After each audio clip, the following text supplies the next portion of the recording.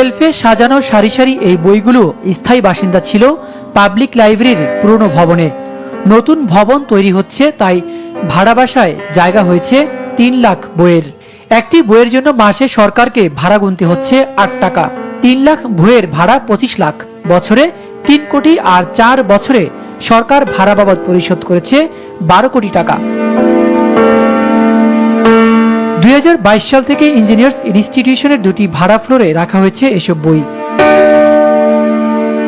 আশঙ্কার বিষয় হচ্ছে, জাতীয় গণগ্রন্থাগার নির্মাণ কবে শেষ হবে এ বিষয়ে সুস্পষ্ট বলতে পারছে না কেউই।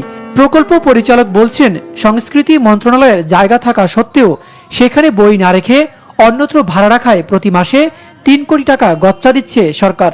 তৎকালে যারা সিদ্ধান্ত নিচ্ছে, আমি শুরুতেই এখানে যখন জয়েন করি তখন আমার কাছে একটু বিস্ময় লেগেছে। কপিরাইট বিল্ডিং ছিল আগারগাঁওয়ে, তৎকালে তো আমাদের ইয়েতে ন্যাশনাল লাইব্রেরির কথা বাদ দেন, কপিরাইট বিল্ডিংটাতে ছিল, ওখানে তো আমরা স্থানান্তর হইতে পারতাম, আমাদের লাইব্রেরি অন্তত যেতে পারতো।